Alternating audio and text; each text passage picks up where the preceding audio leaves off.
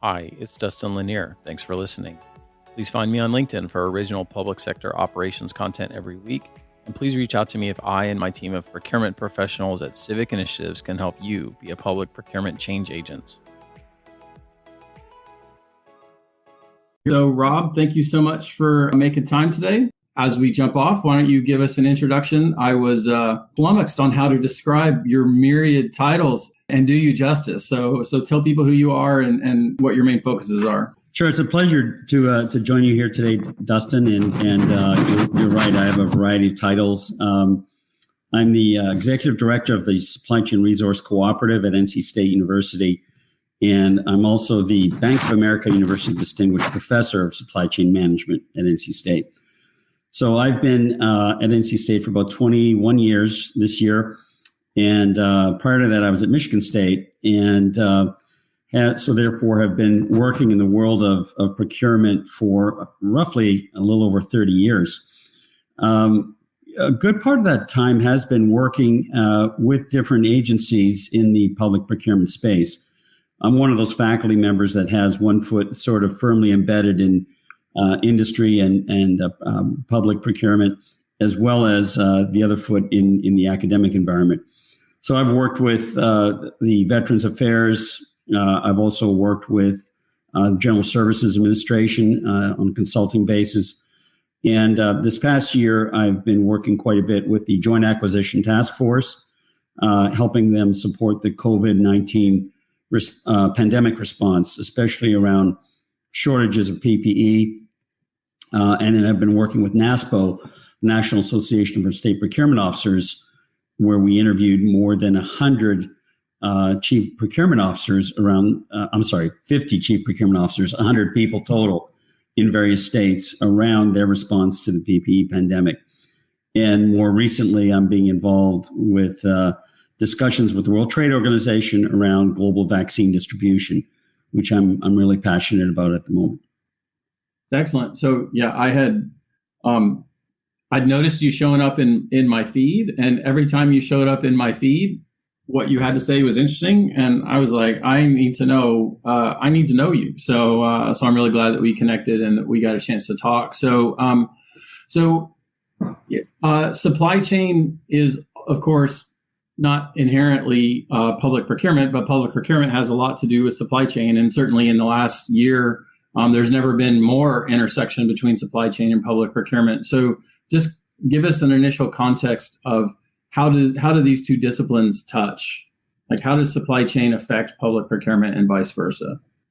Well, as you know, public procurement or public acquisition, as it's commonly called, is really what governments do. Governments don't really make anything or even manage distribution.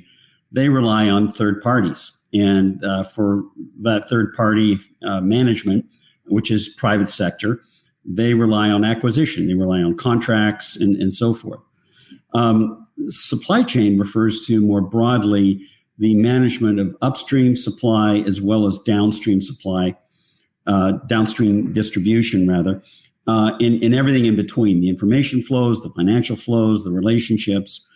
And public procurement has largely not ventured into that space. They've been primarily focused on acquisition and specifically around contracting.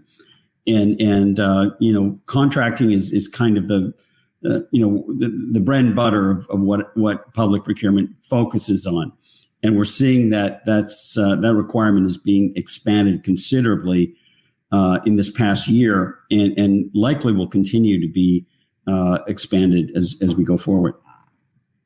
So let's put the PPE and the vaccine over here for 1 second. That'll be the next topic. But just, continuing in that vein, in my discussions with procurement officers in the last year, I feel like logistics really, truly became part of the job of a public procurement officer. Whereas in the past, there generally could be an assumption that I place an order and I get an order, right? And so things like deep interfaces into the warehousing or making sure that they actually have the stuff and get the stuff. It was always important, but it was never as important as it was here. So do you see a long-standing change that's coming into public procurement because of some of these supply chain issues and how they approach some of these the disciplines of logistics and warehousing and stockpiling, et cetera?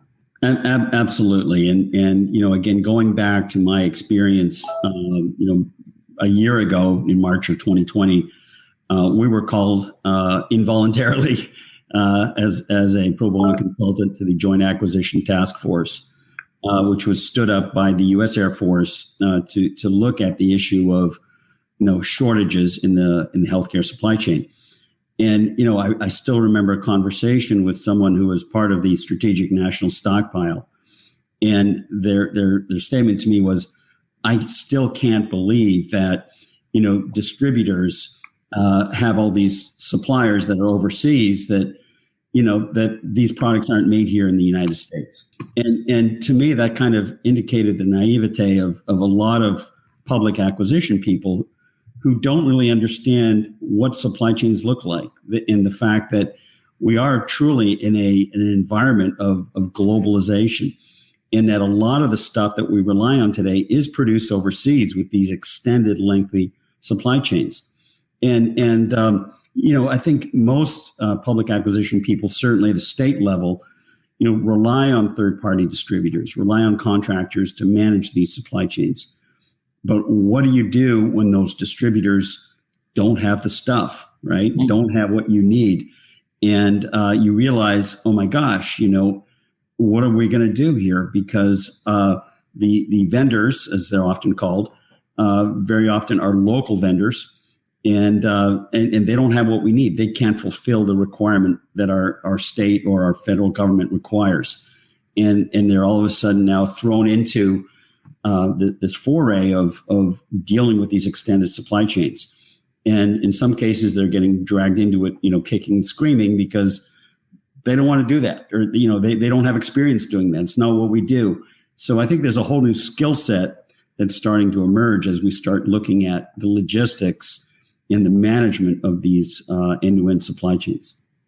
So continuing down that line, Rob, I would say before COVID, this concept of we're going to consolidate down our vendors, we're going to get to a just-in-time inventory was probably, highly considered a best practice. So how do you think that just-in-time as a concept sort of changes and evolves through this in terms of now it's the opposite. Now we're dealing with, I had a call yesterday on Clubhouse where people said, now we have too much stuff and we have to figure out how to get it out to some people so we aren't hoarding. So how do you have that right balance of inventory, and what happens to just in time as a go forward concept?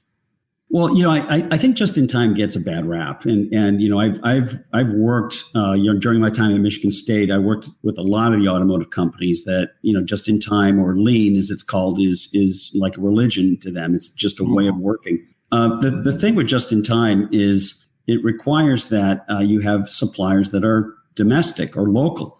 In companies like Honda of America, when they set up a manufacturing facility in Marysville, Ohio, they required all of their suppliers to co-locate right around the factory. So, if you have a supplier who's like a mile down the road, you don't need to keep a lot of inventory around because, they're supplying you daily or sometimes several times daily. If you have a supplier that is in Wuhan, China, and it requires a cargo ship to get their stuff over here, they're in a different time zone, it's a different language. Just in time does not make sense. You can't just keep amount of inventory in there. You have large buffer stocks or anything else. So we have to really rethink what we mean by lean. Lean in and of itself is a great concept, but we have to really think about it in the context of domestic supply and localization of supply for these kinds of requirements. And by the way, there's a couple comments here I just want to jump onto. One of the things people said is, vetting vendors last year was something we've never experienced before. And that was one of the problems is, most state procurement officers we talked to when they were dealing with PPE were dealing with local distributors. Now, all of a sudden, they're having to deal with suppliers that are in China of masks that are demanding 50% or 100% of prepayment. which most state governments, that's a big no-no. You never do that. But if you didn't do the prepayment option, guess what? Somebody else took your masks. So there was some real challenges at that time. Well, so let's go into the PPE and the work that you did for NASPO. During the early parts of COVID, we had done, Civic had created what I called new normal design exercises, where we tried to help procurement officers get their arms around like what exactly just happened and how did it change the shop. And those were very interesting exercises. We did those 5 or 6 times, Maine, Connecticut, and some of the rest. And so we pulled some good knowledge out of those, but we didn't get the opportunity to talk to everybody. So I'm super interested in how you guys kind of went about that report for NASPO. What were some of the major things that came out of it? And if somebody were to pick it up, what would be the most important takeaways that they're looking for? Well, we learned a lot in this, and when you talk to, we had again more than 100 hours of recorded conversations with chief procurement officers. But we also spoke with, a lot of the emergency management leaders within a lot of these states. And we also spoke with, private sector individuals who were working with the state to help them get access to PPE. And what happened essentially is that most states relied on, like I said, third-party distributors, McKesson, Cardinal, Amerisource to source their not just PPE, but a lot of stuff. Most of them did not have stockpiles of PPE. It just wasn't required. So all of a sudden, one of the biggest changes we saw was that logistics became something that they had to worry about, because the distributors were telling them, gosh, we don't even have any PPE on hand. You're on your own. And guess what? And I'm not going to get into the politics here, but the federal administration at that time said, well, states, you're on your own. We're not going to ship it to you. So you've got to locate it. So all of a sudden you had chief procurement officers that are having to go out, identify and vet suppliers that are in China or in other regions of the world that they've never done business before. And they're having to set up warehouses. Now, it was kind of funny because you had some states were saying, gosh, we started using the conference room as a stock point for our masks, and that got full pretty fast. So we had to quickly, identify solutions. So California decided to lease a warehouse, through UPS. Other states had warehouse space that was available that they were able to use. Many procurement and acquisition groups then would co-locate with their emergency management team at the warehouse and actually manage it directly out of the warehouse. So this was a real shift for many state procurement officers to do this. And this came out in the discussions we had with NASPO. And one of the key learnings there was, procurement needs to really partner with their emergency management group within a state government organization. And they need to come up together with a pandemic plan or a playbook for any type of major emergency that could occur. And that was a really important insight that came out of that study. So we've done work for the state of Missouri for several years, and I had talked to the procurement officer there early in the process, and she said, I'll never forget, she said, how many pallets do you think 6 million surgical gloves comes on? And I said, I have no idea. And she said, well, neither did we, right? So now it's not just how do I get the stuff, but if I suddenly get the stuff, where do I put it, right? So the answer to that question she told me was like 120 pallets. Well, where do you suddenly put 120 pallets if you haven't been set up in a warehousing style? I'm sure you had other anecdotes in that zone. Yeah, absolutely. And where do you put the stuff is problem number one. Number two is how do you distribute it? Right. So you have to set up a transportation network. So many states, relied on their internal transportation network. But, there were things like weather, like in Colorado, they would have, emergency kinds of shipments were blocked by, snowstorms or some of the passes were impassable. What's an equitable allocation if you don't have enough for everybody? One of the things we saw, and this was really hidden, is the federal government at the time was saying, oh, we've got plenty of PPE. Don't worry about it. The reality is, healthcare providers, especially in smaller hospitals and public sector areas, were having to recycle the stuff they were using or having to use their masks over and over again. And it was really putting their healthcare workers at risk. And so, CPOs and procurement people, I got to say, one of the things, they came out as the real heroes of this pandemic. They were working 24/7, expediting things, working off of approvals on cell phones with their CFO. They were doing whatever they could to get some of this stuff out there. There were some just crazy stories that came out where someone mentioned, they felt like it was a Sopranos episode where they were going out to a dock and handing a guy a suitcase full of cash as prepayment for a shipment that was coming later that day, right? So there were some really crazy stories that came out about how the lengths to which they had to work to make sure that they were getting these materials in during this pandemic. So Jamie put forward a question, and then I actually had a CPO text me because I couldn't figure out how to ask the question in the chat. So I'll read that here in a second. But so Jamie said, Rob, what are your thoughts on creating a central government oversight agency to manage supply chain, and would that alleviate some of the problems that we've seen? So I guess you talked about how there needs to be more continuity, I guess, between the EOCs in states and the procurement folks in states, right? So like, how do you create a structure so that we are, every state has EOCs, and of course the states that have a lot of hurricanes and some of the rest. Texas, Florida have very sophisticated EOC centers.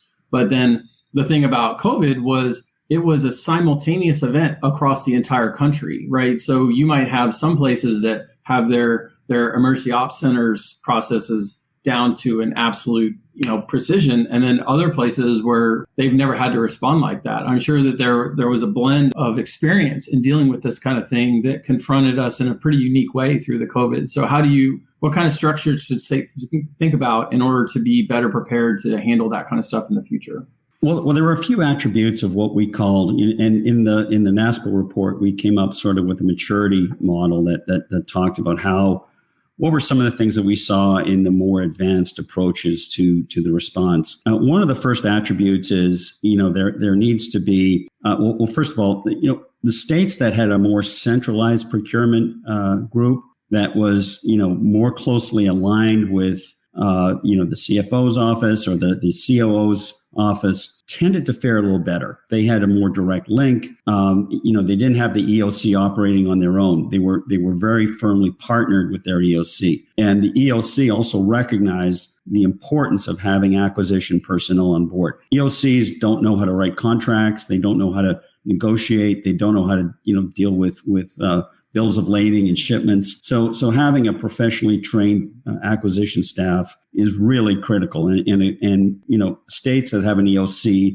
that partners with procurement were further ahead. One of the first things also that we came up with, and there's a Harvard Business Review article that we wrote that came out on this, is having a good playbook.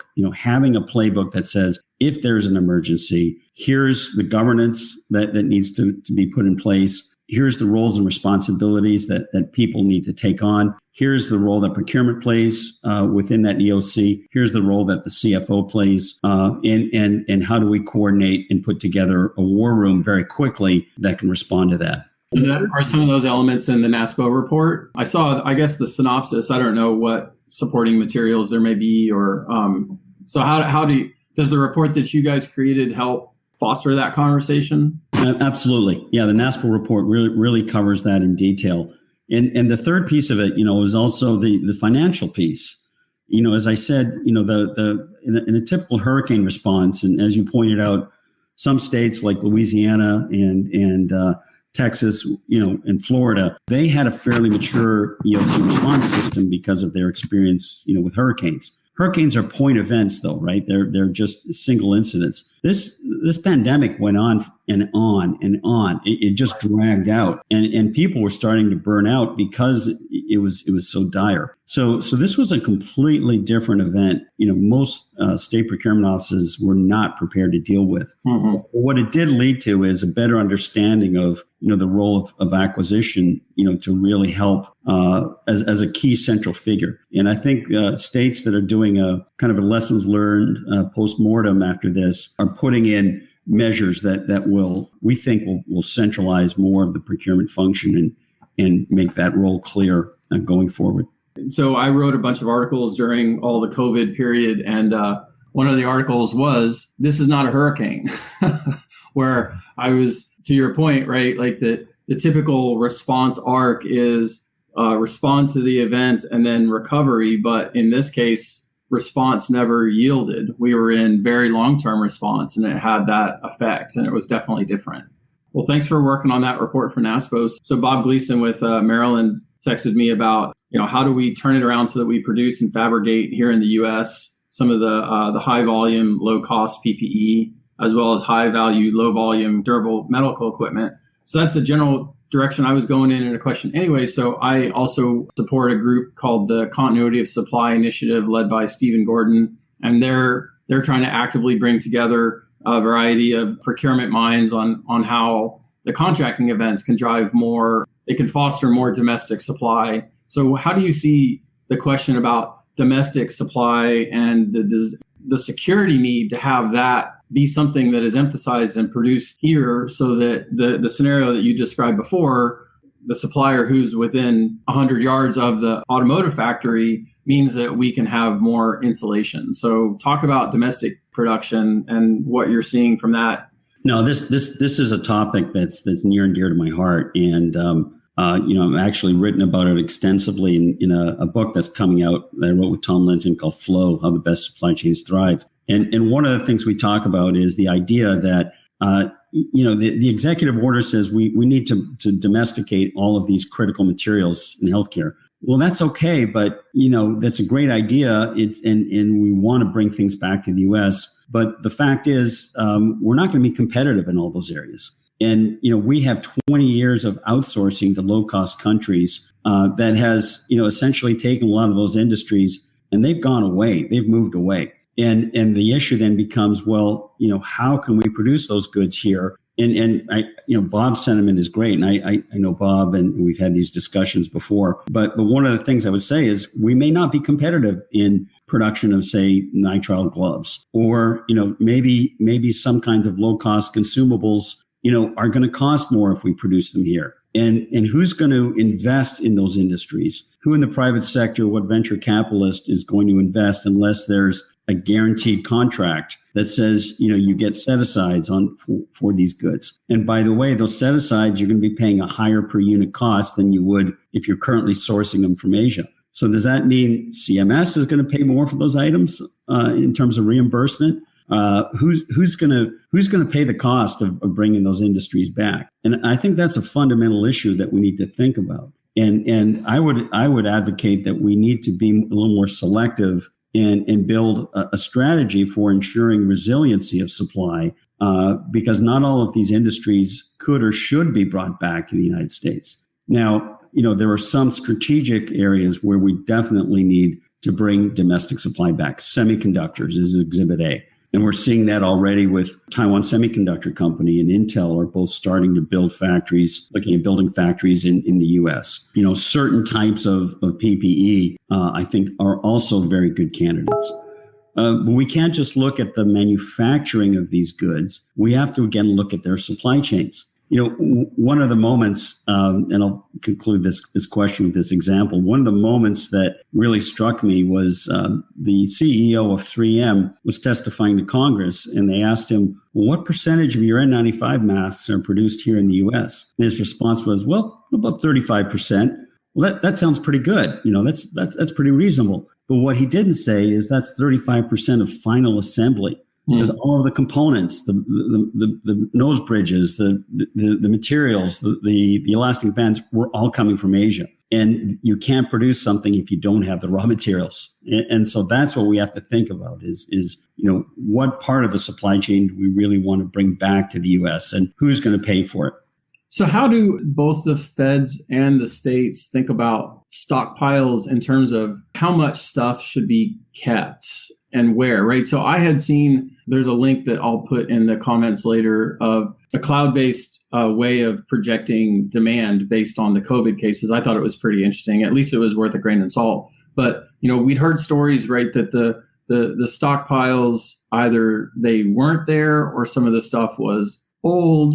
And then how do you keep it in use? And then how do we now not overbuy so that we're saying, well, we have too much of this stuff, so we're going to give it out, absent them coming and hiring 50 of your graduates and distributing them across the country? What is the beginner method or the thing that an ASPO can help with to try to actually be able to build some projections on the kind of stuff that you need to have? And then how do the feds make decisions on what their stockpiles are based on this? So I would argue, and we wrote an article about this in the Millbank Quarterly, and I worked with a couple of really smart acquisition guys, Pete Ginto and Dan Finkenstadt. And Dan is, an 18-year contract acquisition officer in the Air Force. And so he's got a lot of experience. And we came up with this idea that what we don't need is a national stockpile, but we need a strategic national sourcing capability. And what that means is, we need to be able to, first of all, have a market intelligence function that understands what are the risks that are out there and be able to monitor those risks, and then to be able to transition that into a portfolio of goods that we need to have access to in case any of those risks come out.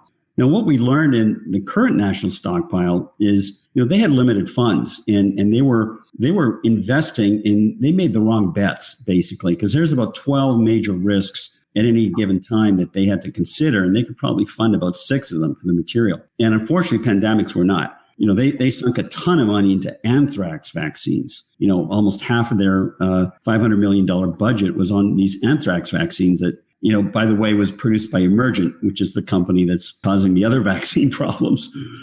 So you got to make the right bets. And you don't necessarily have to keep this stuff on hand. So one of the ideas that we came up with is we said, look, if we're going to keep a stockpile of, say, PPE or gloves or something like that, well, let's make it a living stockpile. Let's create a control tower that allows us to see where that stuff is. And that's not an expensive technology, by the way. It's just having the right information integration. And one of the best places to keep that stockpile is the Veterans Affairs, right? Mm-hmm. VA hospitals are all over the country. Why not keep the stockpiles there? And when they start to reach their expiration date, we sell it back to the VA at a reduced amount, and they can actually make sure that they replenish those goods, on a virtual basis. And so, and we can keep a stockpile, but make sure that we're turning that inventory and it's not expiring. And that's what happened with the SNS. They hadn't renewed the masks since 2009. They went to use them, and the elastic bands were snapping. They were so old. So we need to be able to look at inventory turns, not just piling a bunch of stuff up in warehouses. I love the VA idea. That's so smart, right? Because if, they have to have some stockpile anyway, so why not buy more than you need and then use it as an aging style? So that's really interesting.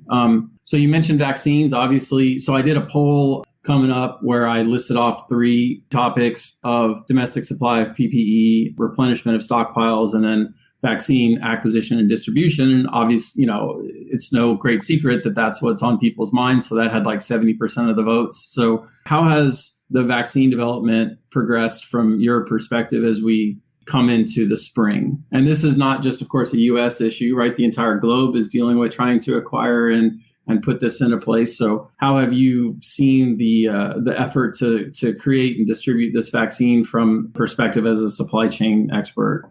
Well, this is something I'm really passionate about, and I've written a blog about this today. I think the vaccine needs to be seen as a utility. Unless, we're doing great domestically, by the way, 3 million, 4 million a day, we're doing terrific. The problem is, and I've been working with CEPI and COVAX and talking to the WTO, other countries are not in a good shape. The EU is in terrible shape. I have friends in Brazil. Brazil can't even manufacture this stuff. They can't get supplies. And you start looking at Africa and some other countries, and the vaccination rates are abysmal. Australia is abysmal. They're like one of the worst countries in the world right now. So the problem with this vaccine is if we don't vaccinate the world, then we're going to get these variants. And there was an article in Politico today that talked about the fact that these variants are increasing, and they will continue to increase. And, we'll get more variants that will come over from other countries as air flights resume. So we can't insulate ourselves in the U.S. and think about just vaccinating our people. We have to be thinking about vaccinating the world. And I would advocate that we need to start to license the manufacture of these vaccines and distribute them globally, especially to parts of the world that really may not be able to afford a vaccine. And rather than just giving them some money to buy vaccines, we need to be thinking about allowing them the capability to manufacture them in country and become more self-sufficient. There was an article yesterday that had sort of a horrifying analogy that Brazil is basically a biological Fukushima right now, because since it's not vaccinating, the amount of variants that are coming out of Brazil, they've counted it up to 92 right now, right? So scary. Yeah, I mean, it can then affect like that something that we hit is both more impactful and resistant to the vaccines that we've done. So only to kind of echo your point, right? Absolutely. And so I think we have to be thinking about distribution of the vaccine and manufacturing it. And the thing that happened is a lot of the manufacturing government funds went into manufacturing capacity at contract manufacturers. But the real bottleneck is in the supplies. It's further upstream. And there are things like bioreactor bags, the filters, the tubing. Those are the items that are in short supply. And so we need to be thinking about sort of expanding, again, that supply chain perspective to think about how do we create a control tower to understand where the bottlenecks are and how to allocate, government funding to those areas that we think are holding up production of the vaccine. So, of course, I've had at least two texts saying, ask them about the Ever Given, right? The Suez Canal and the whole effect of that story, and that it blocked trade for such a long period of time. I found it very interesting. I also found it very interesting that I'd done some research that back during the Egypt and Israel war, that the Suez Canal was actually shut down for 7 years, which is mind-boggling considering how freaked out the world was at the Ever Given. So I'm sure you've talked about that situation 1,000 times, but love your take on what your interpretation or what your thoughts were against that event and how it speaks about continuity of supply. Yeah, the Suez Canal, I think, was bound to happen. It was a disaster waiting to happen. And unfortunately, what has happened is because of our focus on low cost and low price, we've driven the container ship industry into lower and lower per unit costs as the focus. So what that has resulted in is, these ships are getting larger and larger. The Evergreen company is investing in 15,000, 20,000 TEU container ships, which are massive. And as those ships get larger, they go slower, they slow steam, and they go to more ports. So what that means is you have more inventory on the water for a longer period of time. And if you want to expedite it, like if you have, a container full of materials you need to produce filters for vaccines, they're stuck. They're stuck somewhere, and you can't send a helicopter and, pick up a container when it's under 4 or 5 other layers of containers. Sure. So the steamship industry has been going in the wrong direction. We're moving towards greater velocity, greater speed, reduced working capital is where we want to go. And we've put ourselves in a position where we're reliant on these long lead times coming from overseas. Where I think we're headed, by the way, is I think we're going to be moving towards what I would call sort of regional platforms for supply chains. If you think about it, here in the U.S., we have to the south of us, Mexico has low labor costs, high levels of productivity. To the north, we have Canada with low natural resource costs. And in the U.S., we've got very plentiful capital. So I think if we were to look at a regional platform that combined those three, and, fortunately we have the Free Trade Act that did go through, but I don't think we're fully exploiting the opportunities to really leverage the power of the three countries coming together to create a regional supply chain platform that can compete and develop local sources of supply. And I've seen this in the private sector where companies have moved supply from Asia over to Mexico. They have, 2 or 3 trucks coming up from Juarez daily. And they have, if there's a problem, they can go down there and they can speak Spanish or English. And it works really well. So I think we need to be rethinking our focus on these global supply chains. Bob Gleason did figure out how to drop in a comment as opposed to sending me a text. So he's asking if you have any exposure to FEMA's national application that it may be able to help with having some insight into the strategic stockpile. So talk about what you see the role of FEMA in these conversations, because we didn't specifically talk FEMA so far. And of course, this was, as you said, this was a unique disaster in terms of the way that it was constructed and a different charge for FEMA. So what are your thoughts on this? Well, I think, and we've proposed the idea of a control tower as well to FEMA, to ASPR, to DHS, and we were involved with a lot of those organizations. And the question I think becomes, who's going to manage the control tower? Who's going to pull the data? How will it be? What's the governance structure around it? And so there's a lot of those issues. I think there's a tremendous amount of activity at the moment going on in our nation's capital as a result of these EOCs, and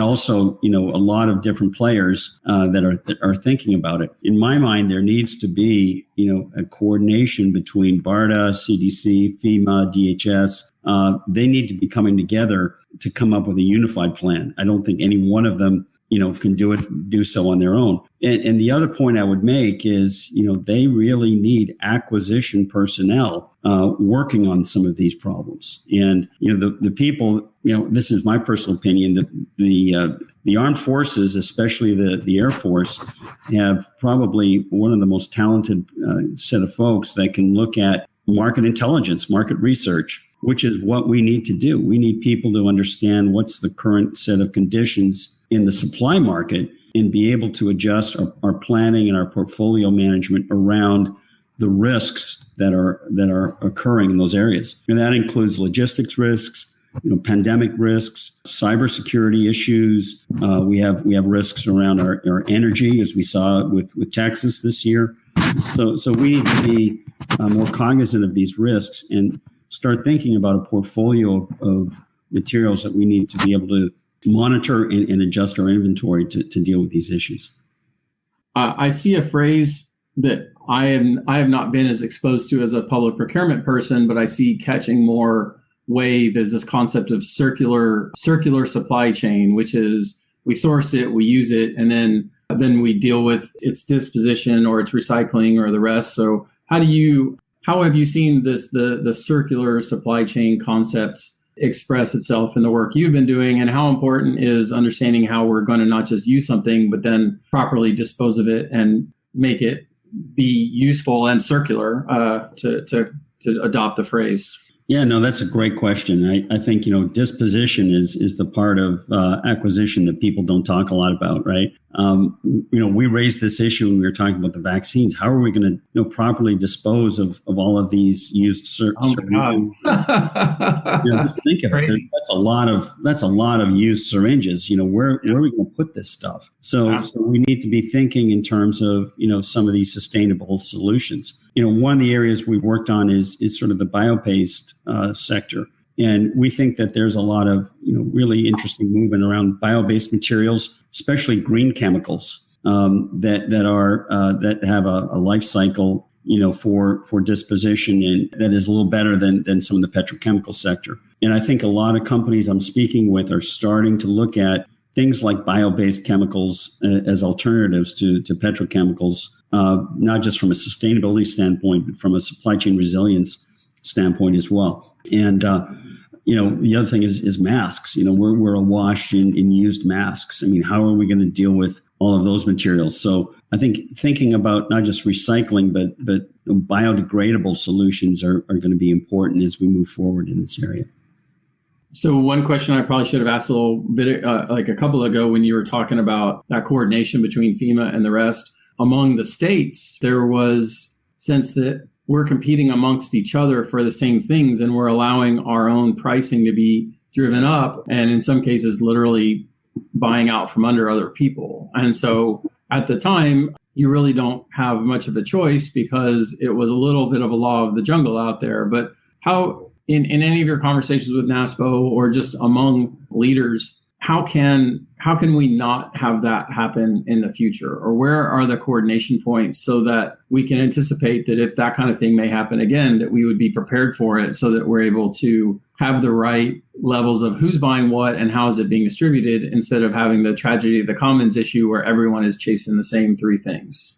That's a great question, Dustin. And I think as one of the state senators put it, we have some kind of sick Hunger Games going on right now when it came to PPE during the height of the pandemic. And I think that's something that really has not been really explored. And I think it's a great research question. We had a call about this earlier in the week with GMU's acquisition center, and we're looking at maybe pulling some data from the NASPO study and other sources, to see how did the federal government distribute PPE during the crisis, and what states were, benefited and which ones did not. And I think there's room for, development of a policy issue here, quite frankly, to say, what's the most equitable way of dispensing of critical materials when there is a crisis like COVID that hits, or any other kind of crisis for that matter. Is it just based on population? Is it based on, the number of cases? Is it based on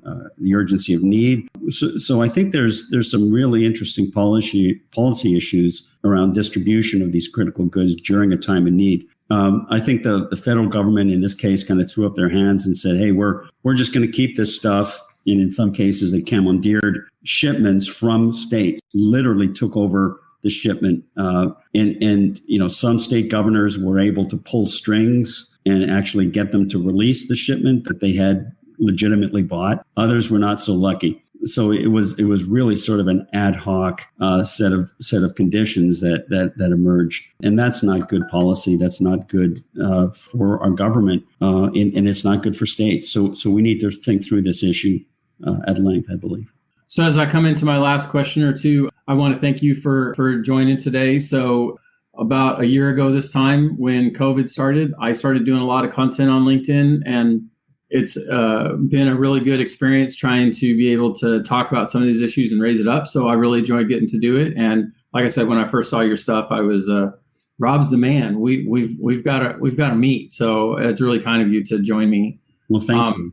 I really enjoyed this as well. So yeah, and this will be a tape as well. So it'll be available if people want to watch it afterwards or people missed. So logistics and supply chain became a thing that was so important to public procurement, whereas if you had made a list of the top 5 or 6 things that are on the list of priorities for public procurement individuals, it might be like automation, which of course is important, or ethics or compliance, or the 100 things that we deal with.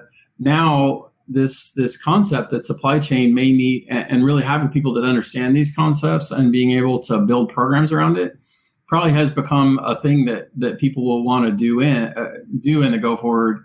There's of course different ways to be certified as procurement people, and some of them may touch on some of the supply chain stuff, but probably not at the level that we may need this connection between procurement and the inventory people and replenishment levels and warehousing and all the things that maybe were thought, well, that's someone else's job, right? So how do public procurement people expand their knowledge on these kind of topics?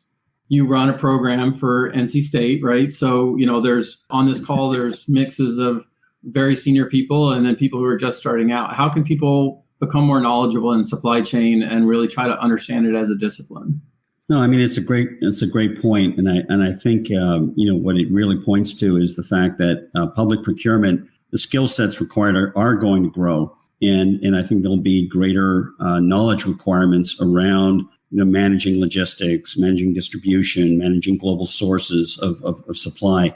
And I think, there's a real opportunity here for, I think, young people, young students in our procurement program at NC State are starting to look at potential jobs, working in public procurement, working for the state of North Carolina. We've had some working for the state of Texas, and there's real opportunities, and these are solid jobs that you're working to really, significant responsibility around, multi-million-dollar contracts in many cases. So I think there's a huge opportunity for young people to go in there and start learning. For those that are in public procurement today, I think we're starting to see, procurement systems are starting to become more automated.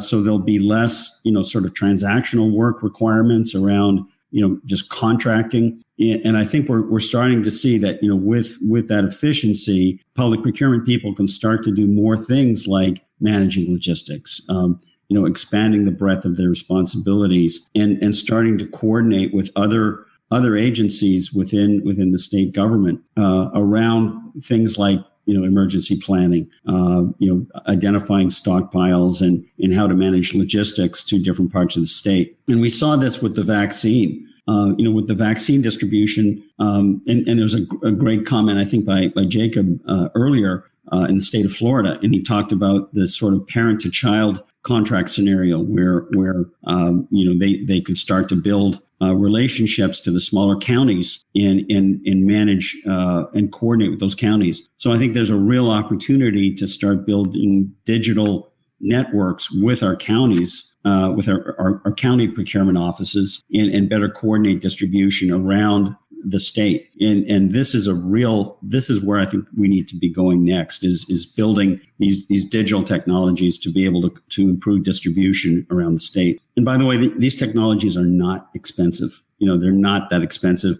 If you get a good application provider, you can do this very efficiently. Well, Rob, this was great. You're very generous to share your knowledge with people. I've had the LinkedIn Live technology for a couple of months, and I've used it twice, but this is definitely the high point of my use of this tech. So I'm glad that we're able to bring it into LinkedIn Live. I think LinkedIn became the virtual business conference of the last year. And so it's really nice to be able to use this function for this, for this kind of thing. Michael, you gave us a little comment as we're going that some of you are already pulling down double duty as logistics section chiefs within our EOC. When I was with the state of Texas during, I think, Hurricane Rita, I'm pretty sure, we were there and I was in the acquisition side for the IT. And I remember we were in the room, but we're kind of off and to the right. This particular crisis really pulled procurement and supply chain to the front and the center of the EOC. So it's been a real shift and a real mark that will have its impact for a long time. Yeah, and I would just to double down on that comment. Procurement people were the heroes of this pandemic at the state level. There were some Herculean efforts to make sure. Michael talks about pulling double duty.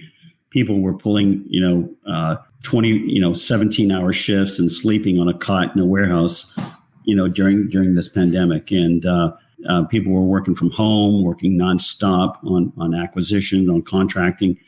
They came through for us. And hats off to all the public procurement people out there that did that. I mean, you were the real heroes of this pandemic. So you're on a panel on Tuesday at NASPO, where you'll pick up some of these concepts as well and keep going with them. So a continued generous use of your time. So I look forward to listening to that when you're out there. And with that, we'll call this a wrap. Thank you, Rob, for your time. Thanks, Dustin. I had a great time. Do it again.